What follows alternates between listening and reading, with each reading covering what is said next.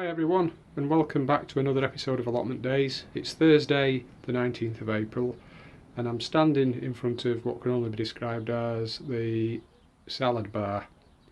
I don't know if you remember, but just to see how well we could do, I planted a handful of mixed cut and come again salad seed into a 2.5 inch deep watering tray. It's about 18 inch wide and about 2 foot long. And as you can see, if I show you my hand, I went away for a week over Easter and my cousin's been watering. He's been watering just about every day because it's been warm, and when I left the leaf was about that high, and in the last 8 days it's about 9-10 inch high. So I've brought a rather big bag, and I'm going to cut as much off as I can. There's still some over here in the original pots, so I'll take plenty home. My wife and daughter are off school this week, so off work and off school, so they can be eating some of this as well. So we're in the middle greenhouse. I'm going to do some pricking out of brassicas, and I'm hoping as well, possibly tomorrow on Friday, to sow my sweetcorn. Catch you later. Hi, it's Sunday the 23rd of April and it's a lovely morning. The birds are whistling. We had a really bright start. It's clouding over a little bit, but I'm hoping to make the most of today, because tomorrow on Monday and Tuesday we're going to get an influx of cold Arctic air, and we might not get very much done in the evenings this coming week after work.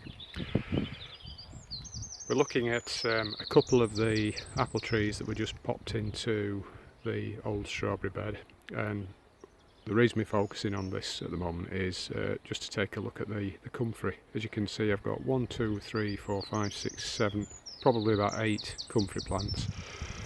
The big ones on the left here, they're the mother plants, if you will. All the others were root cuttings, and they all grew within the first year. This is the second year, I think, that they've been in there.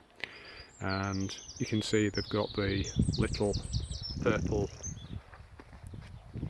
bells on them, and they're really good for pollinating insects. The bees absolutely love them, but you can see here some of them are still to open up.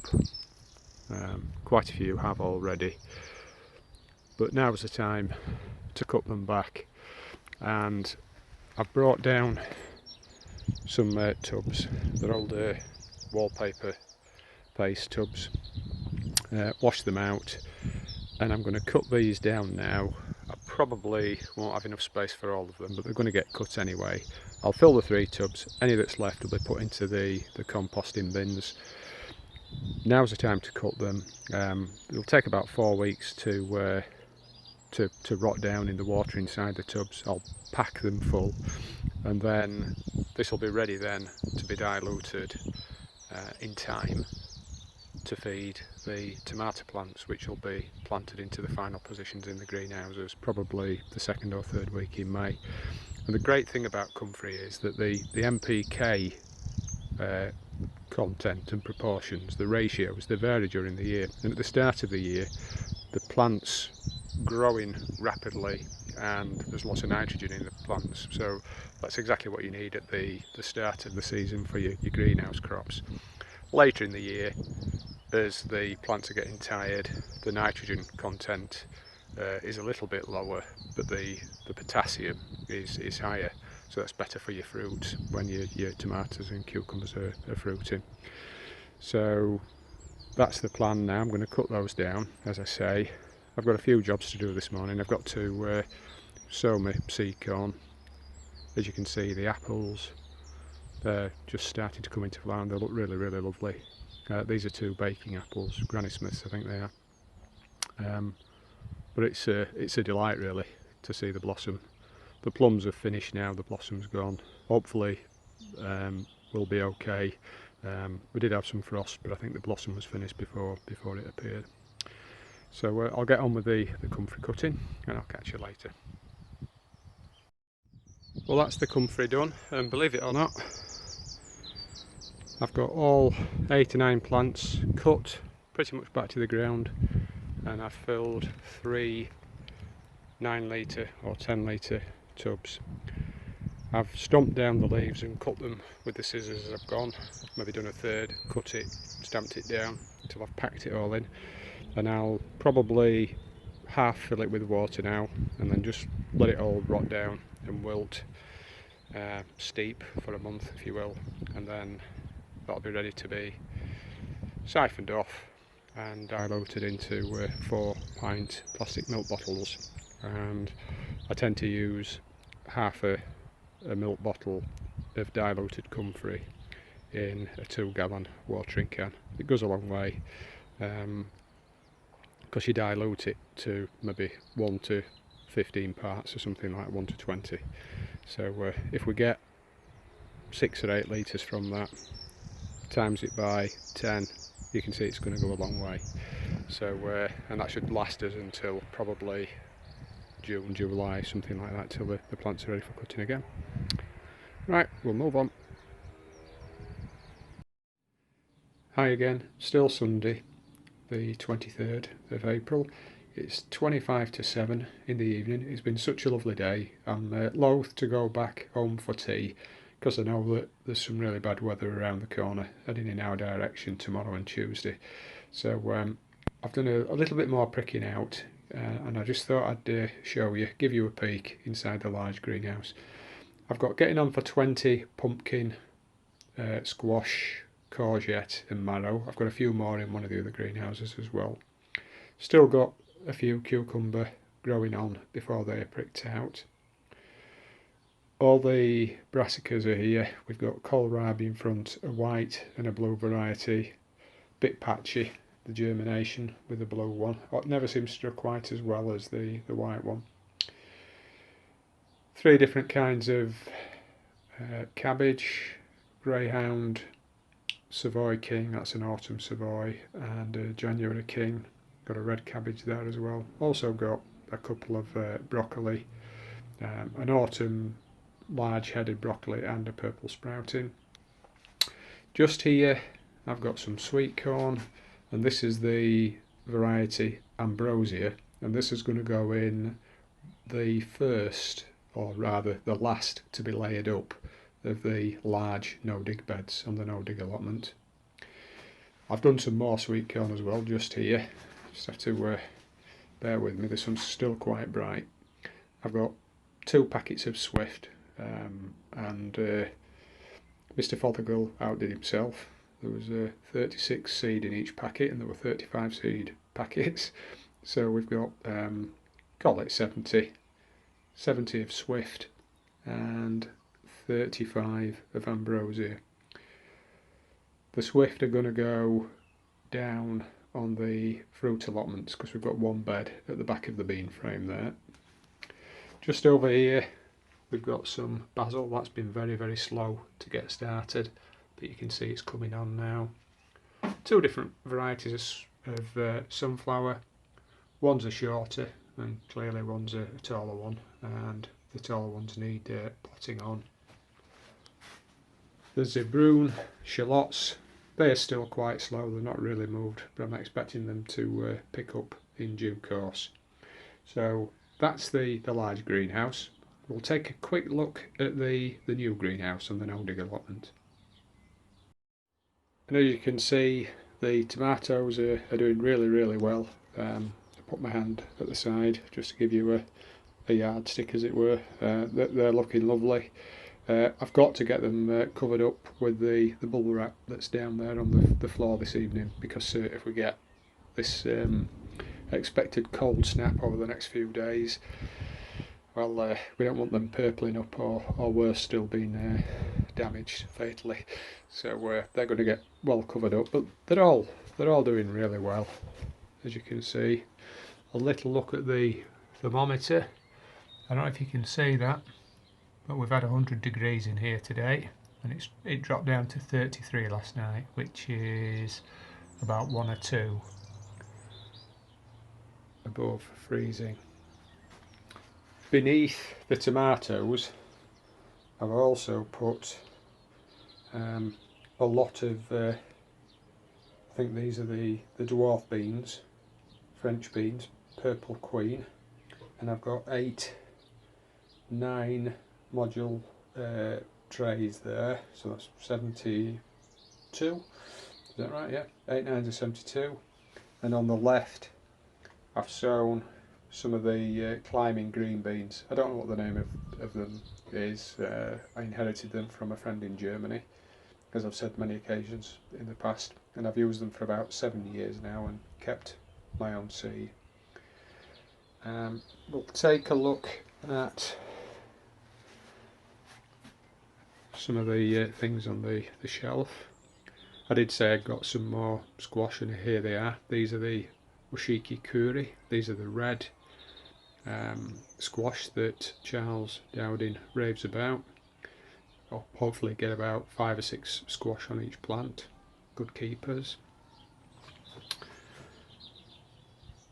The peppers at last came through with this nice weather we've been having. I think they've all come through. Well, each variety's come through, but not all of the seeds that were sown. We've got 2, 3, 4, 5, 6. That'll have to do, because I won't be sowing again. And just here we've got 3 of the Burr Plus that I pricked out because they were bigger. They're a little bit more advanced. And if you look below, you'll see that the potatoes have gone mad. We're looking at about 2 feet in height above the pots. Those are 35 litre pots. The Charlotte are a little bit slow in the corner, but the others, I think one's pink fir, I forget what the others are, but they're a mixture of first and second earlies, I think, but they're doing really well as well. So everything has benefited from the weather that we've had in the last week or so. That's been really nice. Cool nights, but beautiful days. Better take a look outside now, and I'll just show you briefly the things that are growing and some of the things that we've done in the plots outside. Remember the radish that I sowed in the Belfast sink? Well, that's all come through. A few slug pellets just for good measure, but looks like we'll have lots of nice radish. Elephant garlic similarly is doing really well. If you look how thick the shanks are on it, they're getting on for about 1 inch in diameter, and the plants are about 18-inch high. So they've really shot up. They're all doing well, as you can see. I sowed one of the smaller no-dig beds. This was just manure at the bottom and soil that I moved from other beds, so this wasn't a lasagna bed. And you can see some of the turnip, I think they were Petrowski, they've come through. I thinned them this afternoon, and I've just hoed off the bed. There are some swede as well up here that have come through. The beetroot, which I normally broadcast, but just to get out of the starting blocks, I did a thin row of the Burpees Golden and the Detroit 2, but I may have sown them a little bit too early. We'll see. I think there'll be some gaps, but we might get maybe 7 or 8 beetroot out of that row, a handful out of that one. I might have to re-sow. The ones up here are doing a little bit better, but we'll see. We'll let them grow on a little bit, and if they look like we're going to have, I don't know, maybe we've got 4 rows there. If we get 6 or 7 from each, that'll do, and they can be sown with something else afterwards. Sowed the second half of the first no-dig raised bed, as I said I would, with another crop of carrots, and these were the resistor fly, I think that's what they were called. They're one of the, it's supposed to be a little bit more resistant to carrot fly. I'm not convinced personally. I've grown them before and they were attacked just like all the others, but I had a packet of seed and it was running out this year, so it got used. Also folded back the black plastic cover about a quarter of the way back up the third raised bed as well. Soil in this looks really good as well. This is going to take the zebraoon shallots up at the top there. Not all of the shallots have germinated and grown, so rather than needing the full bed, I think 3/4 or 2/3 will be enough. So at the bottom here I sowed 4 rows of silver skin onion for pickling. I've grown them before, they're always really nice. So that's a start made on the third bed as well. We're on the third allotment now, and as you can see, the broad beans have recovered from the blasting by the wind. They're a little bit bleached towards the bottom half of each plant, but they're all coming into flower now, and you can see that the stems have thickened up quite a bit. So they're going to stay the course, I think. Yeah, they're all okay. I think we had to replace one that blew over in its infancy when it was first put out because the weather was so bad. And just to the right here, at the bottom half of this bed, I sowed 3 broad drills of peas, if you remember. And yesterday we covered that with netting. We've just got old balustrade spindles covered with nets and held down with bricks around the outside, and the peas are already coming through. I'll just show you. I don't know if you can just about make them out. They're starting to come. So the same over here. We put 1 packet in each drill. I think the picture just went out of focus because we've got a lot of brightness. But yeah, they've all fired by the looks of it. So that's the peas. If I turn round, it's very bright. You can see that the overwintering onions are doing really well, just like the garlic. It's funny really because well, maybe it's not funny, but the onions outside, just like the overwintering broad beans, are really doing well this year. I think they're much further on than they were last year, and you can see just how thick the base of the plants are. These are the red onions, and if you look over there at the white onions, they're starting to bulb up. I don't know if you can see them. Starting to bulb up at the bottom, filling out a little bit. So as I say, the onions and the elephant garlic, the alliums, they're doing really well, whereas in the greenhouses they're still a little bit slow to start. Down at the bottom here I sowed or rather broadcast a broad drill of turnip. These were the purple top melon, I think, and I've got to thin those out. I did a broad drill of beetroot as well up here, and it's the same story. Very patchy germination. They've not been nobbled by the slugs. I think it might just have been a little bit too early. So that's the beetroot. Hi everyone and welcome back. It's Sunday the 30th of April. April's almost done now, and I'm looking forward to May, and when I can plant out my beans and a few other things, maybe the sweetcorn as well towards the end of the month. But the cold snap that I mentioned earlier in the week, at the end of last weekend, that's been and it's gone. Wasn't as bad as the forecasters were suggesting, although I did have it down to freezing one night and up to 100 during the day on one of the days. I covered up the tomatoes in the new greenhouse and they've all done okay, as you can see. They're actually thriving. The stems are thickening up on some of them, as you can see there. They're not too leggy, so everything's looking really good. The squash, they're doing okay. Again, things are not leggy. Cucumbers are a little bit slow actually, but it has been cool. So my cousin's got cucumbers in his greenhouse at home and they're a foot tall already. But these are going to be slow growers, I think. The peppers have come through, so and I think we've now got about 8, so we're okay for peppers. The aubergines I've had to re-sow in the propagator at home because they need a nice constant temperature, but they're very, very slow. Been down this morning, and as you can see, I've done some watering on the plot. It's been quite bright this last few days, but it's been very breezy. It's dried out the soil.